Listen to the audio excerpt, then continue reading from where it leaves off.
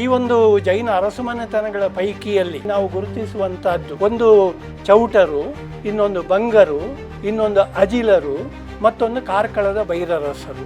1867 ಇಸವಿಯಲ್ಲಿ ಚೌಟರ ಅರಮನೆಯಲ್ಲಿ ಒಂದು ವಿವಾದ ಆಗ್ತದೆ ಮುಂದಿನ ಅರಸನ ಪಟ್ಟಾಭಿಷೇಕದ ಬಗ್ಗೆ.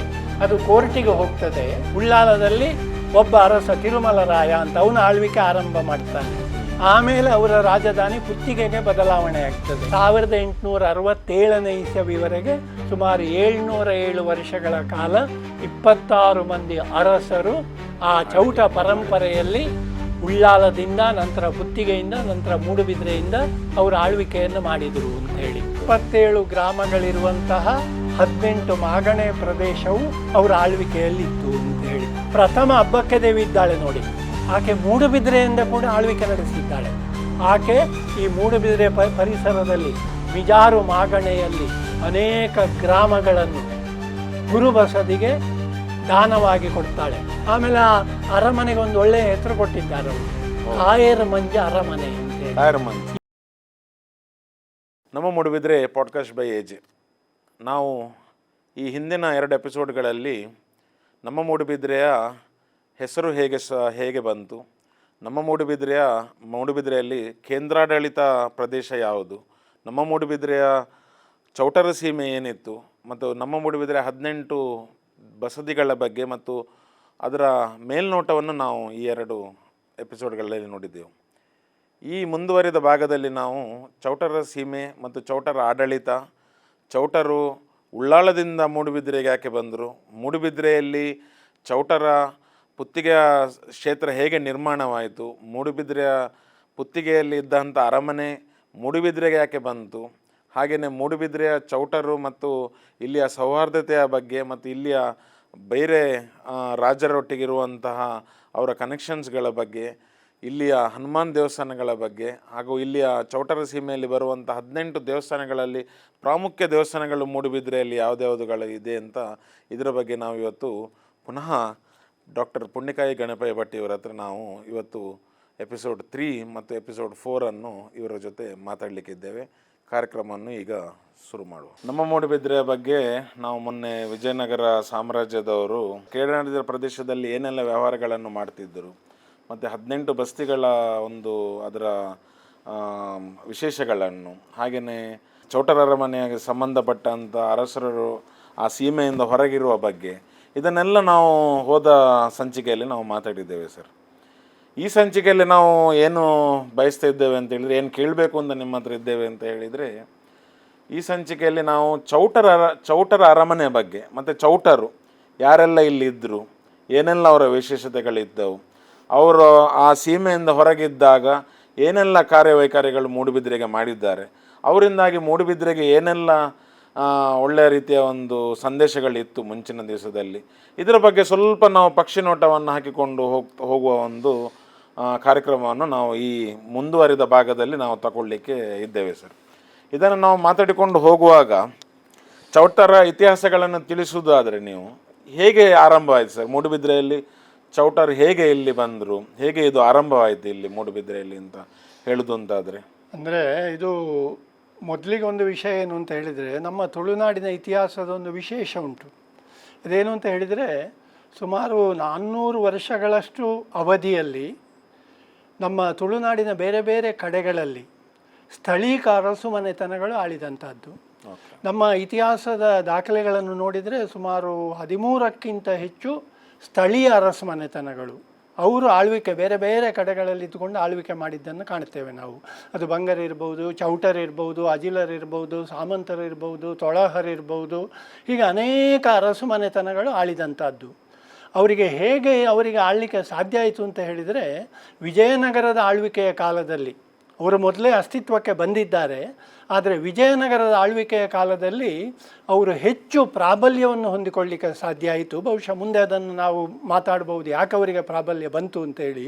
ಆ ಪ್ರಾಬಲ್ಯದ ಒಂದು ಹಿನ್ನೆಲೆಯಲ್ಲಿ ಅವರು ತುಳುನಾಡಿನ ಬೇರೆ ಬೇರೆ ಭಾಗಗಳನ್ನು ಒಂದು ರೀತಿಯಲ್ಲಿ ಸ್ವತಂತ್ರ ಅರಸರ ರೀತಿಯಲ್ಲಿ ಅವರು ಆಳ್ವಿಕೆ ಮಾಡಲಿಕ್ಕೆ ಪ್ರಾರಂಭ ಮಾಡಿದರು. ಆ ಇಡೀ ಒಂದು 10-13 ಪಟ್ಟಿಯನ್ನು ನೋಡಿದರೆ ನಮಗೆ ಅದರಲ್ಲಿ 1-2 ಬಿಟ್ಟರೆ ಎಲ್ಲ ಜೈನ ಅರಸು ಮನೆತನಗಳು ಅಂತ ಹೇಳುವಂಥದ್ದು ಭಾಳ ವಿಶೇಷ. ಈ ಒಂದು ಜೈನ ಅರಸು ಮನೆತನಗಳ ಪೈಕಿಯಲ್ಲಿ ನಮಗೆ ವಿಶೇಷವಾಗಿ ನಾವು ಗುರುತಿಸುವಂಥದ್ದು ಅವರ ಪ್ರಾಬಲ್ಯದ ದೃಷ್ಟಿಯಿಂದ ಒಂದು ಚೌಟರು, ಇನ್ನೊಂದು ಬಂಗರು, ಇನ್ನೊಂದು ಅಜಿಲರು, ಮತ್ತೊಂದು ಕಾರ್ಕಳದ ಬೈರರಸರು. ಆದರೆ ಅವರ ಬಗ್ಗೆ ಇವತ್ತು ನಾವು ಏನು ಇದರಲ್ಲಿ ಮಾತಾಡುವ ಅಗತ್ಯ ಇಲ್ಲ. ನಾವು ಮೂಡುಬಿದಿರೆಯ ಬಗ್ಗೆ ಮಾತಾಡುವ ಕಾರಣ, ಮೂಡುಬಿದಿರೆಯ ಹಿನ್ನೆಲೆಯಲ್ಲಿ ಮಾತಾಡುವ ಕಾರಣ ಈ ಚೌಟ ಅರಸರು ಅಂದರೆ ಯಾರು, ಅವರ ಅಧಿಕಾರ ಹೇಗೆ ಬಂತು, ಅವರನ್ನು ಅಧ್ಯಯನ ಮಾಡಲಿಕ್ಕಿರುವಂಥ ಬೇರೆ ಬೇರೆ ಆಧಾರಗಳು ಯಾವುದು, ಈಗಾಗಲೇ ನೀವು ಹೇಳಿದ ಹಾಗೆ ಅವರ ಕಾಲದಲ್ಲಿ ನಡೆದಂಥ ಬೇರೆ ಬೇರೆ ಘಟನೆಗಳನ್ನು ಅದನ್ನು ನಾವು ತಿಳಿಲಿಕ್ಕೆ ಪ್ರಯತ್ನ ಮಾಡುವಂಥದ್ದು ಈ ಒಂದು ಕಂತಿನ ವಿಶೇಷವಾದ ಒಂದು ಉದ್ದೇಶ ಅಂತ ನಾನು ತಿಳ್ಕೊಂಡಿದ್ದೇನೆ ಸರ್. ಹೌದು, ಚೌಟರ ಮೇಲೆ ಆಳ್ವಿಕೆ ಅದೇ ಯಾವಾಗ ಆರಂಭ ಆಯಿತು ಸರ್? ನಮ್ಮ ಮೂಡುಬಿದ್ರೆಯಲ್ಲಿ ಚೌಟರ ಆಳ್ವಿಕೆ ಅಥವಾ ಕೇಂದ್ರಾಡಳಿತ ಅಂತದೊಂದು ಸಪ್ರೇಷನ್ ಎಲ್ಲ ಆದಾಗ ಇವರು ಎಲ್ಲಿದ್ರು ಸರ್? ಅಂದರೆ ಇವರು ಹೇಗೆ ಇಲ್ಲಿ ಪ್ರಾರಂಭ ಆಯಿತು? ಅದಕ್ಕಿಂತ ಮೊದಲೊಂದು ವಿಷಯ ನಾನು ವಿಶೇಷ ಪ್ರಸ್ತಾಪ ಮಾಡಬೇಕು. ಬಹಳ ಮಂದಿ ನಮ್ಮ ಹತ್ರ ಕೇಳ್ತಾರೆ, ಈ ಚೌಟರ ಬಗ್ಗೆ ನಾವು ಅಧ್ಯಯನ ಮಾಡಬೇಕಲ್ಲ, ಅದಕ್ಕೆ ವಿಷಯಗಳೆಲ್ಲಿ ಸಿಗ್ತದೆ, ಎಲ್ಲಿ ಯಾವ ಆಧಾರದಲ್ಲಿ ನೀವು ಚೌಟರ ಬಗ್ಗೆ ಮಾತಾಡಲಿಕ್ಕೆ ಆಗ್ತದೆ ಅಂತ ಹೇಳಿ.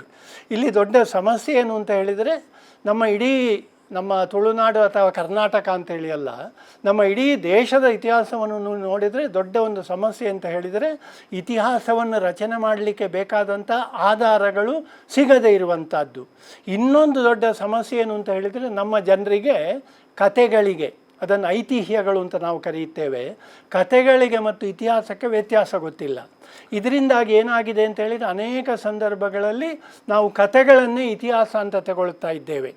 ಆ ಕತೆಗಳೆಲ್ಲ ಸುಳ್ಳು ಅಂತ ನಾನು ಹೇಳ್ತಾ ಇಲ್ಲ, ಆದರೆ ಅದರಲ್ಲಿ ಇರುವಂಥದ್ದನ್ನು ಇದ್ದ ಹಾಗೆ ನಾವು ತಗೊಳ್ಳುವುದು ಅದು ಇತಿಹಾಸದ ಒಂದು ಅಧ್ಯಯನದ ಒಂದು ಸರಿಯಾದ ಕ್ರಮ ಆಗುವುದಿಲ್ಲ. ಆದ್ದರಿಂದ ಏನಾಗಿದೆ ಅಂತ ಹೇಳಿದರೆ, ಇತಿಹಾಸದ ಹೆಸರಿನಲ್ಲಿ ಕಥೆಗಳೇ ಇತಿಹಾಸ ಅಂತ ಹೇಳುವ ಒಂದು ಸಂದರ್ಭದಲ್ಲಿ ನಾವಿದ್ದೇವೆ. ಅದು ಈಗ ಕೂಡ ಮುಂದುವರಿಯುತ್ತಾ ಉಂಟು. ಇದನ್ನು ಈ ಸಂದರ್ಭದಲ್ಲಿ ನಾನು ಯಾಕೆ ಹೇಳ್ತಾ ಇದ್ದೇನೆ ಅಂತ ಹೇಳಿದರೆ, ಚೌಟರ ಇತಿಹಾಸದ ಕಡೆಗೆ ನಾವು ಗಮನ ಹರಿಸಿದಾಗ ನಮಗೆ ದೊಡ್ಡ ಸಮಸ್ಯೆ ಆಗುವುದು ಅಂತ ಏನು ಅಂತ ಹೇಳಿದರೆ, ಸರಿಯಾದ ದಾಖಲೆಗಳಿಲ್ಲ ಅವರ ಇತಿಹಾಸವನ್ನು ಅಧ್ಯಯನ ಮಾಡಲಿಕ್ಕೆ. ಯಾವ ಯಾವ ದಾಖಲೆಗಳಿದ್ದಾವೆ ಅಂತ ಹೇಳುವಂಥ ಒಂದು ಪ್ರಶ್ನೆ ಬಂದರೆ 1-2-3 ದಾಖಲೆಗಳನ್ನು, ಅದು ಇತ್ತೀಚಿನ ದಾಖಲೆಗಳು, ಅದನ್ನು ನಾನೇ ಹೆಸರಿಸಬಹುದು. ಸುಮಾರು 1800ನೇ ಇಸವಿಯ ಹೊತ್ತಿಗೆ ಒಬ್ಬ ಸರ್ವೇಯರ್ ಕರ್ನಲ್ ಮೆಕೆನ್ಝಿ ಅಂತ ಬ್ರಿಟಿಷ್, ಅವನು ಮೂಡುಬಿದಿರೆಗೆ ಬರ್ತಾನೆ. ಕರ್ನಲ್ ಮೆಕೆನ್ಝಿ ಅಂತೇಳಿ ಅವನು ಖಾಲಿ ಮೂಡುಬಿದಿರೆ ಅಲ್ಲ, ಇಡೀ ಭಾರತದ ಬೇರೆ ಬೇರೆ ಪ್ರದೇಶಗಳನ್ನು ಅವನು ಸರ್ವೆ ಮಾಡ್ತಾನೆ. ಅವನು ಮೂಲತಃ ಬ್ರಿಟಿಷ್ ಒಂದು ಸೈನ್ಯಾಧಿಕಾರಿ. ಈ ಸರ್ವೆ ಮಾಡುವಂಥ ಸಂದರ್ಭದಲ್ಲಿ ಅವನು ಮೂಡುಬಿದಿರೆಗೆ ಬರ್ತಾನೆ ಸುಮಾರು 1800ನೇ ಇಸವಿಯ ಹೊತ್ತಿಗೆ. ಅವನೇನು ಮಾಡ್ತಾನೆ ಅಂತ ಹೇಳಿದರೆ, ಈ ಮೂಡುಬಿದಿರೆಗೆ ಸಂಬಂಧಪಟ್ಟ ಎಲ್ಲ ವಿವರಗಳನ್ನು ಸಂಗ್ರಹ ಮಾಡ್ತಾನೆ. ಆ ಸಂಗ್ರಹ ಮಾಡಿದಂಥದ್ದನ್ನು ಅವನು ದಾಖಲಿಸ್ತಾನೆ. ಅವನು ಸಂಗ್ರಹ ಮಾಡಿದಂಥ ದಾಖಲೆಗಳು, ಅದು ಹೆಚ್ಚು ಕತೆಗಳೇ ಉಂಟು ಅದರಲ್ಲಿ, ಅದನ್ನು ನಾವು ಕೈಫಿಯತ್ತುಗಳು ಅಂತ ಕರೆಯುತ್ತೇವೆ. ಮೆಕೆನ್ಝಿ ಕೈಫಿಯತ್ ಅಂತ. ಕೈಫಿಯತ್ ಅಂದರೆ ಸುಮ್ಮನೆ ವಿವರಣೆಗಳು ಅಂತೇಳಿ. ಅವನು ಸಂಗ್ರಹ ಮಾಡಿದಂಥ ವಿವರಗಳು, ಅದರಲ್ಲಿ ಹೆಚ್ಚಿರುವಂಥದ್ದು ಕತೆಗಳು.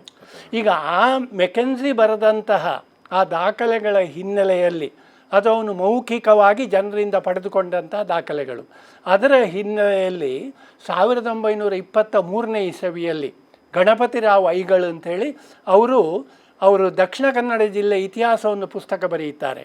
ಭಾಳ ಅದ್ಭುತವಾದಂಥ ಒಂದು ಕೃತಿ ಅದು. ಅದರಲ್ಲಿ ಚೌಟರ ಬಗ್ಗೆ ಪ್ರತ್ಯೇಕವಾಗಿ ಒಂದು ಅಧ್ಯಾಯ ಇದೆ.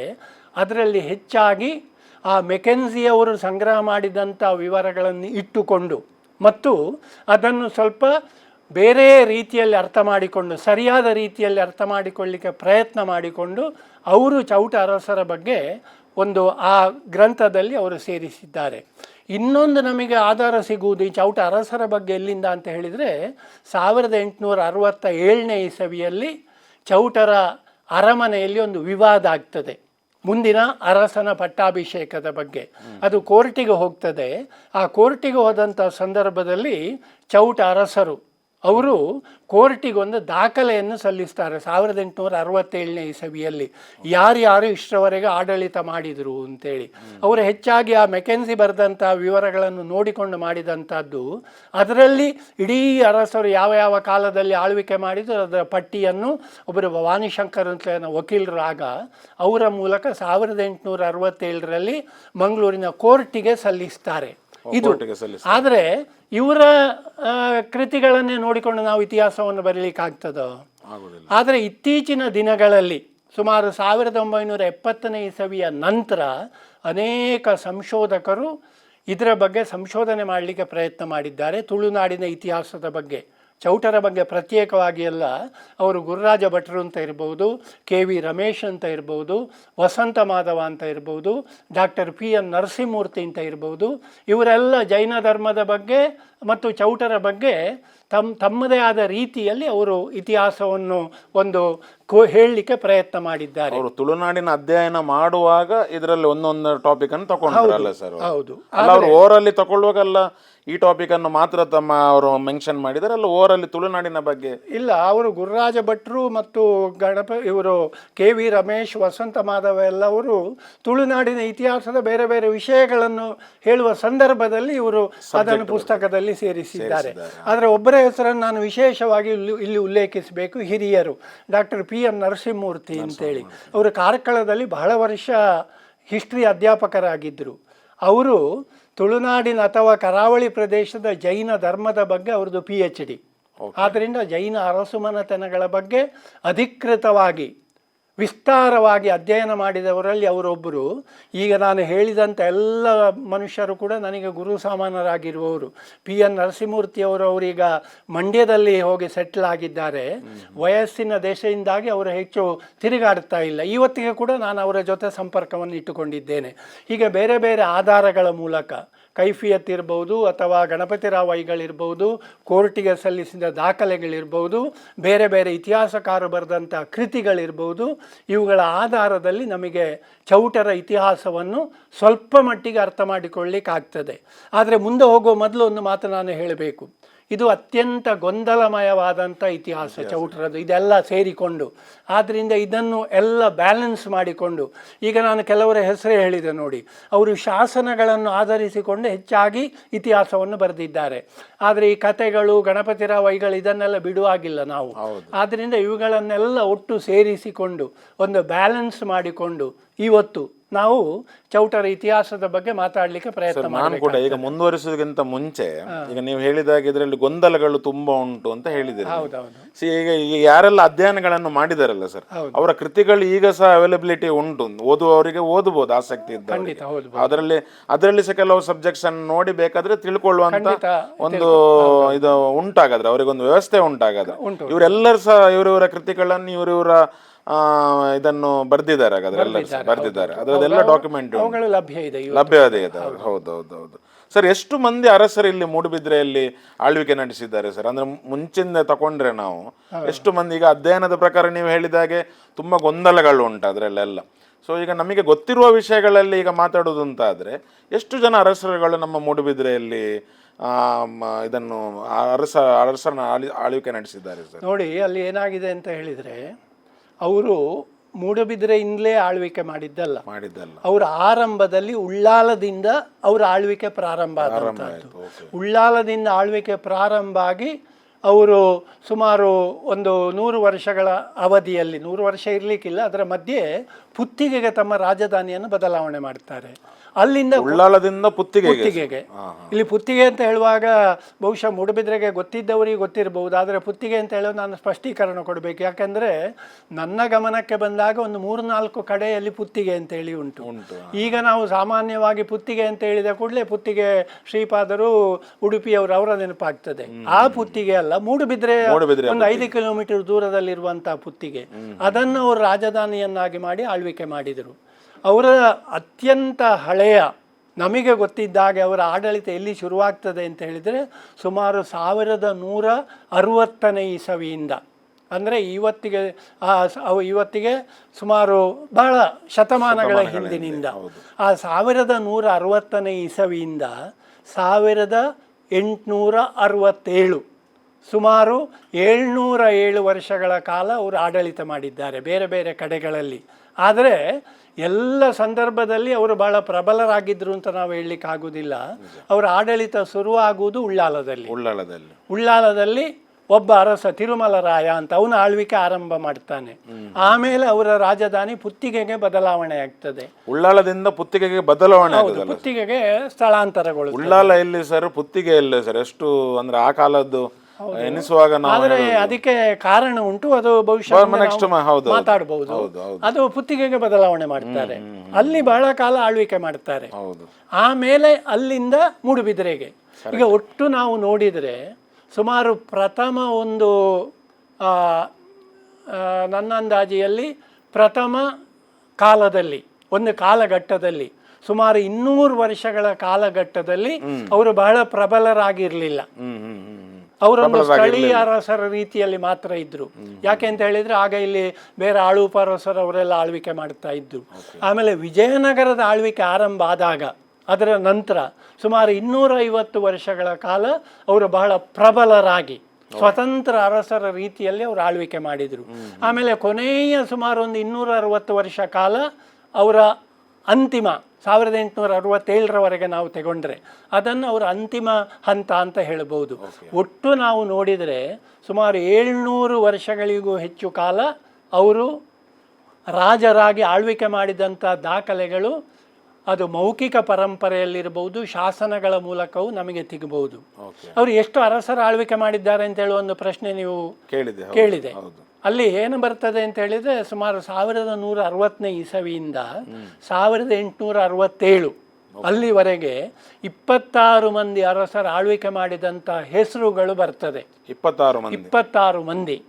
ಪ್ರಥಮವಾಗಿ ತಿರುಮಲರಾಯ ಅಂತ ಹೇಳುವ ಅರಸ, ಅವನು ಉಳ್ಳಾಲದಿಂದ. ಅಲ್ಲಿಂದ 1867ನೇ ಇಸವಿ ಸುಮಾರು 707 ವರ್ಷ.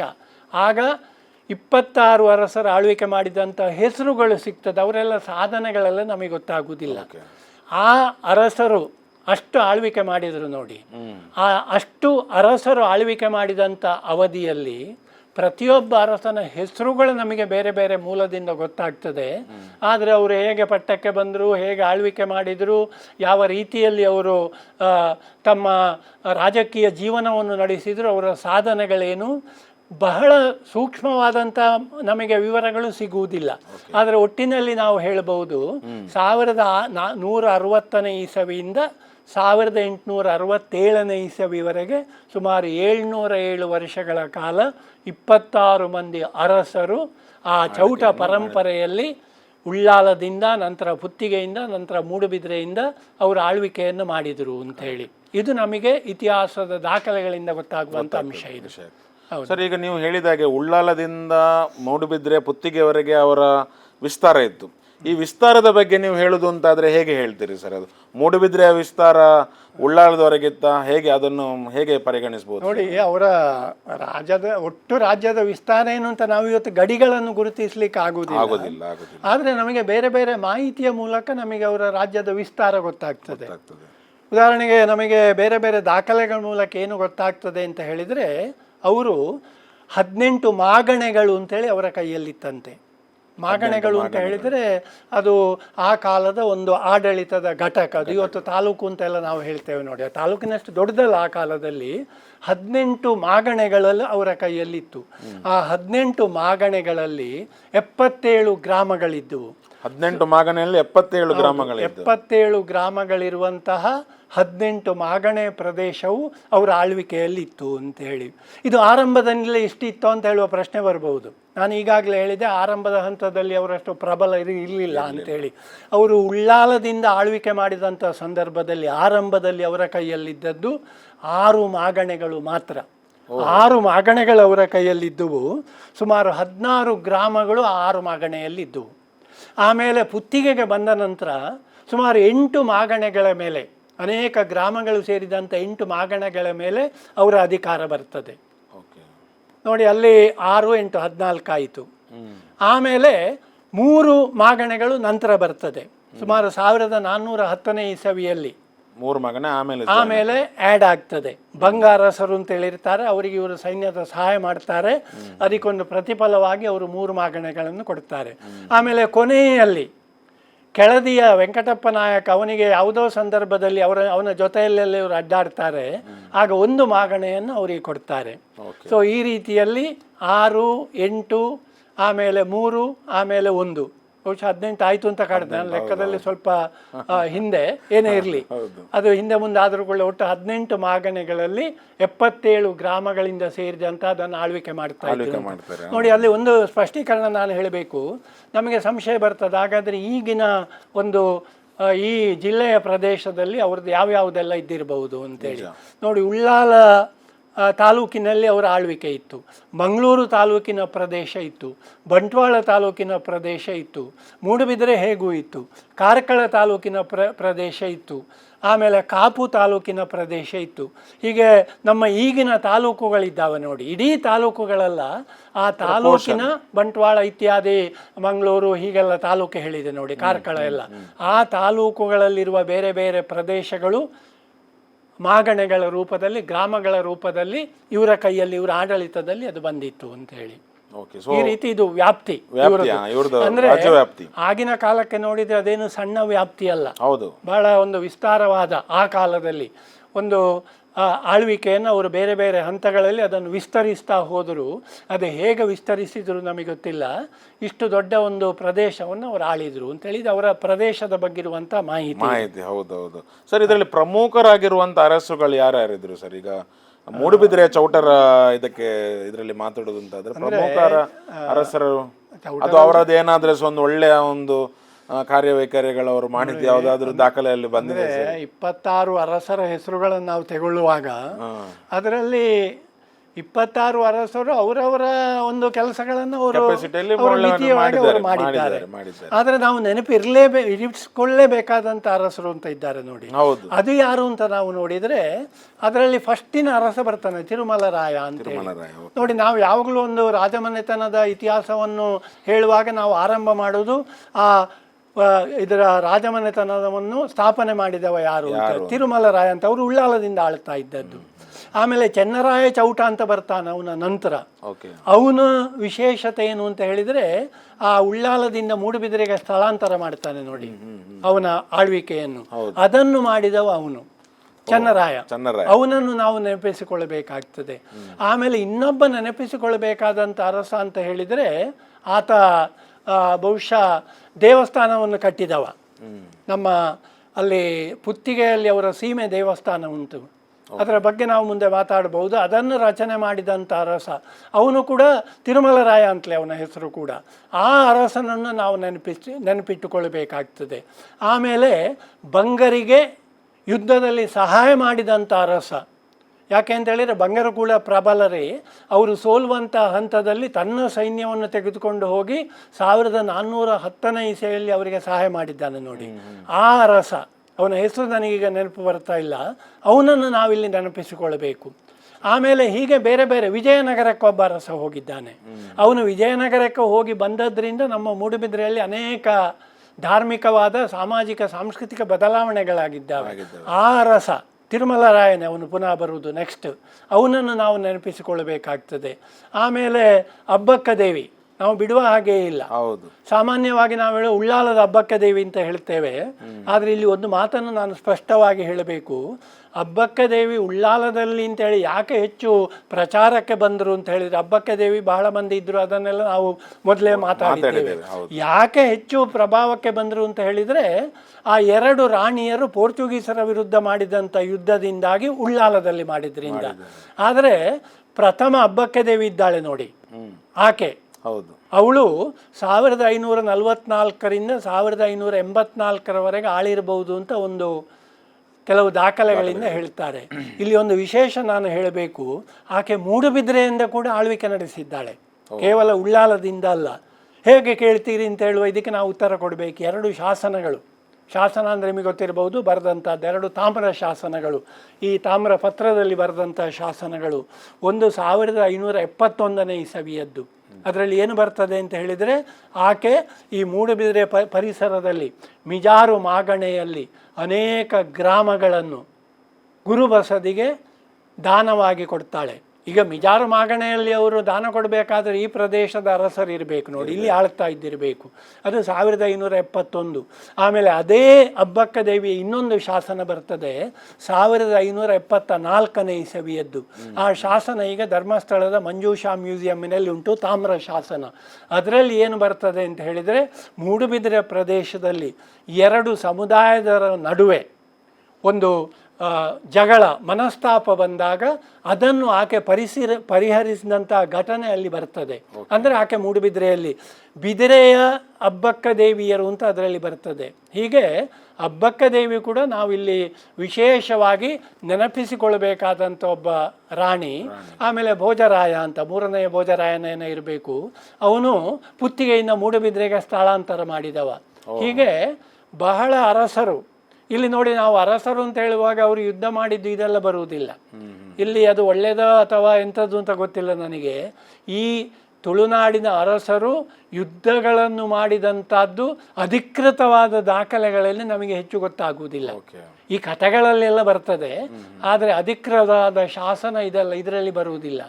ಆಮೇಲೆ ಇಲ್ಲಿ ಇನ್ನೊಂದು ಮಾತು ನಾನು ಹೇಳಬೇಕು ಪೂರಕವಾಗಿ ನೋಡಿ. ಈಗ ನಾನು ಈ ಹೆಸರುಗಳೆಲ್ಲ ಹೇಳಿದೆ ನೋಡಿ, ಅರಸರು.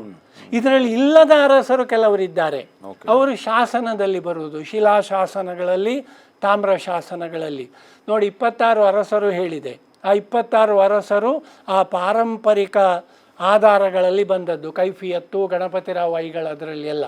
ಅದರಲ್ಲಿ ಇಲ್ಲದ ಕೆಲವು ಅರಸರು ಶಾಸನಗಳಲ್ಲಿ ಬರ್ತಾರೆ, ಶಿಲಾಶಾಸನಗಳಲ್ಲಿ 13 ಅರಸರು ಬರ್ತಾರೆ. ಅದರಲ್ಲಿ ಒಂದು 5-6 ಅರಸರ ಹೆಸರುಗಳು ಈ 26 ಅರಸರಲ್ಲಿ ಬರುವುದೇ ಇಲ್ಲ. ಅವರನ್ನೆಲ್ಲ ತಗೊಂಡ್ರೆ ಅದು ಮತ್ತು 26, 6, 32 ಅದು ಜಾಸ್ತಿ ಆಗಬಹುದು. ಅಂದರೆ ಅಲ್ಲಿ ಅರಸರು ಬರ್ತಾರೆ ನೋಡಿ. ವಿಕ್ರು ಚೌಟ ಅಂತೇಳಿ ಈಗ ನಾನು 1160 ಅಂತ ಹೇಳಿದೆ ನೋಡಿ, ಅದು ಆ ಮೆಕೆಂಜಿ ಸಂಗ್ರಹ ಮಾಡಿದ ವಿವರದಲ್ಲಿ ಸಿಕ್ಕಿದಂಥ ಮಾಹಿತಿ. ಈಗ ಶಾಸನಗಳು ಅಧಿಕೃತ ಕಲ್ಲಿನಲ್ಲಿ ಬರೆದದ್ದು, ಅದರಲ್ಲಿ ಪ್ರಥಮವಾಗಿ ಚೌಟರು ಎಲ್ಲಿ ಬರ್ತಾರೆ ಅಂತ ಹೇಳಿದರೆ 1390ನೇ ಇಸವಿಯಲ್ಲಿ 1160ರಿಂದ 1390ರವರೆಗೆ ಶಾಸನಗಳಲ್ಲಿ ಯಾವ ಅರಸನ ಹೆಸರು ಬರುವುದಿಲ್ಲ. 1390ರಲ್ಲಿ ಒಬ್ಬ ಅರಸನ ಹೆಸರು ಬರ್ತದೆ, ವಿಕ್ರು ಚೌಟ ಅಂತೇಳಿ. ಹೌದು. ಇಲ್ಲಿ ಇವರು ಒಂದು ಕೋಟ್ಯಾನ್ ಅವರ ಒಂದು ಮನೆ ಎಲ್ಲ ಉಂಟು ನೋಡಿ, ನಮ್ಮ ವಕೀಲರು ಇದ್ದಾರೆ, ಅವರ ತಮ್ಮ ಅವರೆಲ್ಲ ಇಲ್ಲಿ ಇರುವ ಈ ಮನೆ ಅಲ್ಲ, ಅವರ ಹಳೆ ಮನೆ. ಅವರ ತೋಟದ ಬದಿಯಲ್ಲಿ ಒಂದು ಕಟ್ಟಪುಣಿ ಅಂತ ಹೇಳ್ತೇವೆ ನೋಡಿ, ಆ ಶಿಲಾಶಾಸನ ಇವತ್ತಿಗೂ ಅಲ್ಲಿ ಉಂಟು. ಕೆಲವು ವರ್ಷಗಳಿಂದ ನಾನು ಹೋಗಿ ನೋಡಿದ್ದೇನೆ. ಅದರಲ್ಲಿ ಉಂಟು 1390ನೇ ಇಸವಿಯದ್ದು ವಿಕ್ರು ಚೌಟ ಅಂತೇಳಿ. ಆ ಶಾಸನದಲ್ಲಿ ಎಂಥದ್ದು ಉಂಟು, ಅವನು ಅನೇಕ ಭೂಮಿಗಳನ್ನು ಗುರುಬಸದಿಗೆ ಅಲ್ಲಿಯ ಧಾರ್ಮಿಕ ಆಚರಣೆಗಳಿಗೆ ದಾನವಾಗಿ ಕೊಟ್ಟದ್ದು. ಈ ಶಾಸನದ ಬಗ್ಗೆ ನಾನು ವಿಶೇಷವಾಗಿ ಹೇಳಬೇಕು. ಯಾಕೆಂತ ಹೇಳಿದರೆ, ಚೌಟ ಅರಸರ ಬಗ್ಗೆ ಸಿಗುವ ಪ್ರಥಮ ಶಿಲಾಶಾಸನ ಒಂದು ತೋಟದಲ್ಲಿ ಒಂದು ಕಟ್ಟಪುಣಿಯಲ್ಲಿ ಅಲ್ಲಿ ಬಿದ್ದುಕೊಂಡುಂಟು.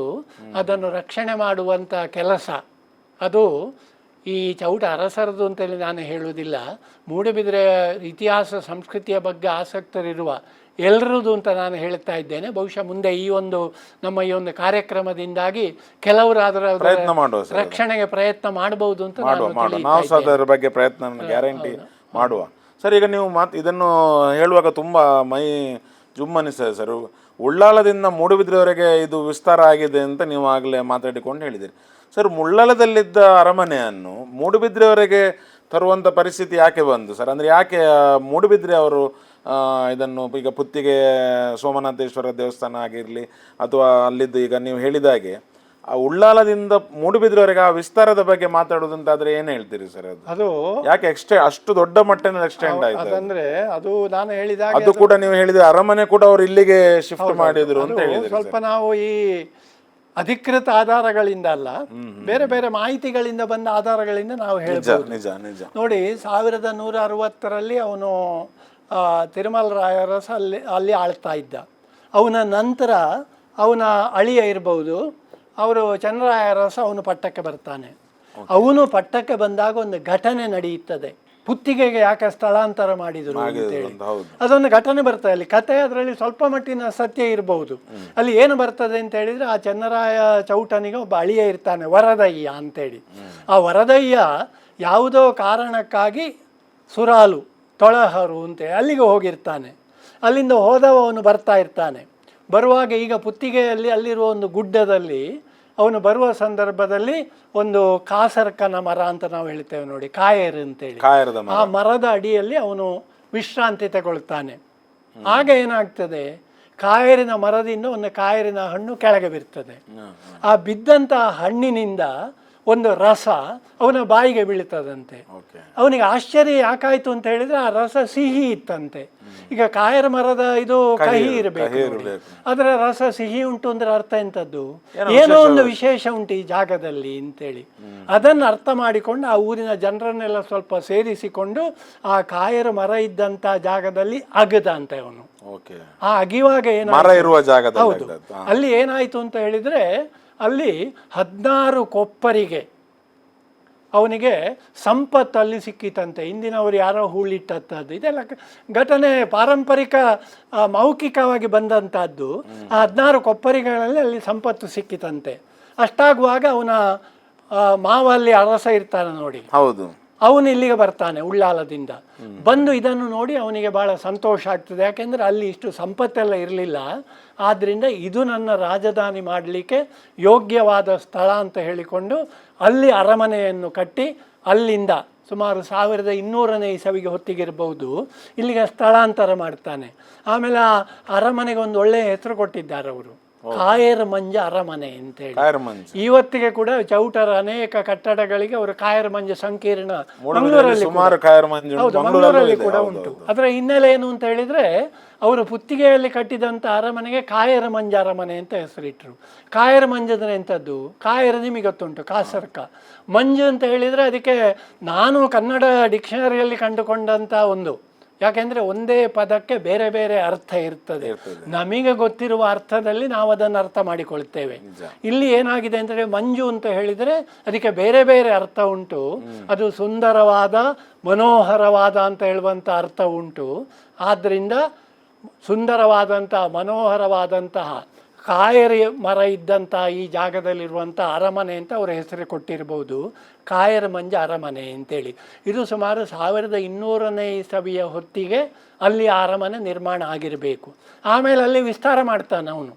ಅಲ್ಲಿ ವಿಸ್ತಾರ ಅಂದ್ರೆ ಅವನು ಹೇಳಿದ ಕೂಡಲೇ ಜನ ಎಲ್ಲ ಬಂದು ಶರಣಾಗುವುದಿಲ್ಲ. ಅಲ್ಲಿ ಕೆಲವು ಸ್ಥಳೀಯ ನಾಯಕರ ಜೊತೆ ಅವನಿಗೆ ಯುದ್ಧ ಕೂಡ ಆಗ್ತದೆ ಸ್ವಲ್ಪ. ಅವರೇನು ಇವನಿಗೆ ಸಮಬಲರಾಗಿರುವುದಿಲ್ಲ. ಆ ಯುದ್ಧದ ನಂತರ ಆತ ಅಲ್ಲಿ ರಾಜ್ಯವನ್ನು ಸ್ಥಿರವಾಗಿ, ಆಮೇಲೆ ಅಲ್ಲಿದ್ದಂಥ ಅನೇಕ ಮಾಗಣೆಗಳನ್ನು ಸೇರಿಸಿಕೊಂಡು, ಹಿದ್ದೆ ಇದ್ದಂಥ ಮಾಗಣೆಯನ್ನು ಸೇರಿಸಿಕೊಂಡು ಅದು ಸ್ವಲ್ಪ ವಿಸ್ತಾರ ಆಗ್ತದೆ. ಆಮೇಲೆ ಮೂಡುಬಿದಿರೆ ಬಗ್ಗೆ ಹೇಳಿದರೆ, ಅದು ಆಮೇಲೆ ಕೊನೆಯಲ್ಲಿ ಸುಮಾರು 1643ನೇ ಇಸವಿ ಹೊತ್ತಿಗೆ ಮೂಡುಬಿದಿರೆಗೆ ಅದು ಸ್ಥಳಾಂತರಗೊಳ್ಳುತ್ತದೆ. ಅಲ್ಲಿಂದ ಪುತ್ತಿಗೆಯಿಂದ ಮೂಡುಬಿದಿರೆಗೆ ಸ್ಥಳಾಂತರಗೊಳ್ಳುತ್ತದೆ. ಹೌದು. ಈಗ ಹಾಗಾದ್ರೆ ನೀವು ಹೇಳೋ ಪ್ರಕಾರ ಸರ್, ಉಳ್ಳಾಲದಲ್ಲಿದ್ದಂತ ಅರಮನೆಯನ್ನು ಮೂಡುಬಿದ್ರೆಯಲ್ಲಿ ತಂದು ಸ್ಥಾಪನೆ ಮಾಡ್ತಾರೆ. ಅದು ಕೊನೆಗೆ ಅಲ್ಲಲ್ಲ, ಪುತ್ತಿಗೆಗೆ ತಂದು ಸ್ಥಾಪನೆ ಮಾಡ್ತಾರೆ. ಅಲ್ಲಿಂದ ನಂತರ ಅವರು ಮೂಡುಬಿದ್ರೆಗೆ ಬಹಳ ಶತಮಾನಗಳ ನಂತರ ಅಲ್ಲಿ ಇಡೀ ತುಳುನಾಡಿನ ಅತ್ಯಂತ ಹಳೆಯ ದೇವಾಲಯ ರಾಜರಾಜೇಶ್ವರಿ ಪೊಳಲಿ ದೇವಸ್ಥಾನ ಉಂಟು ನೋಡಿ. ಆ ದೇವಸ್ಥಾನ ಇವರ ಆಡಳಿತಕ್ಕೆ ಬಂದದ್ದು ಆ ಕಾಲದಲ್ಲಿ. ಅದು ಬಂಗ ಅರಸನು ಆ ಪ್ರದೇಶವನ್ನು ಇವರಿಗೆ ಕೊಟ್ಟದ್ರಿಂದ ಪೊಳಲಿಯಲ್ಲಿ ಜಾತ್ರೆ ಆಗಬೇಕಾದ್ರೆ ಕೊಡಿ ಏರಿಸುವ ಸಂದರ್ಭದಲ್ಲಿ ಮತ್ತು ನಂತರ ಚೆಂಡ ಹಾಕುವ ಸಂದರ್ಭದಲ್ಲಿ ಇಲ್ಲಿ ಅರಸರು ಅಲ್ಲಿಗೆ ಹೋಗ್ತಾ ಇದ್ರಂತೆ, ಚೌಟರು. ಈಗಲೂ ಕೂಡ ಸಂಬಂಧ ಉಂಟು. ನಾನು ತಿಳಿದಾಗ ಅಲ್ಲಿ ಕೊಡಿ ಏರುವಂಥ ಸಂದರ್ಭದಲ್ಲಿ ಪ್ರಸಾದ ಇಲ್ಲಿ ಅರಮನೆಗೆ ಇವತ್ತು ಕೂಡ ಬರಬೇಕು ಅಂತ ಹೇಳಿ ಚದುರ ಚಂದ್ರಮ ಅಂತ ಹೇಳುವ ಕವಿ ಕಾರ್ಕಳದ ಗೋಮಟೇಶ್ವರ ಚರಿತ್ರೆ ಅಂತ ಒಂದು ಸಾಹಿತ್ಯ ಕೃತಿ ಬರೆದಿದ್ದಾನೆ, ಸಾಂಗತ್ಯ. ಅದರಲ್ಲಿ ಆ ಇಡೀ ಮಸ್ತಕಾಭಿಷೇಕದ ಘಟನೆ ಬರ್ತದೆ. 1646 ಮಸ್ತಕಾಭಿಷೇಕ ಹೇಗೆ ಮಾಡಬೇಕು ಅಂತ ಹೇಳುವುದಕ್ಕೆ ಅದರಲ್ಲಿ ಗೈಡ್ ಬುಕ್ ಇದ್ದಾಗ ಉಂಟು. ಮುಣುಕೂರು, ಪೇಜಾವರ, ಪೊಳಲಿ, ಮಳಲಿ ಆ ಪ್ರದೇಶವನ್ನು ಚೌಟರಿಗೆ ಆತ ಕೊಡ್ತಾನೆ ಅವರು ಮಾಡಿದಂತಹ ಸಹಾಯಕ್ಕಾಗಿ. ಇದರಿಂದ ಚೌಟರ ಒಂದು ಘನತೆ, ಗೌರವ ಹೆಚ್ಚಾದಾಗೆ ಕಾಣ್ತದೆ ನನಗೆ.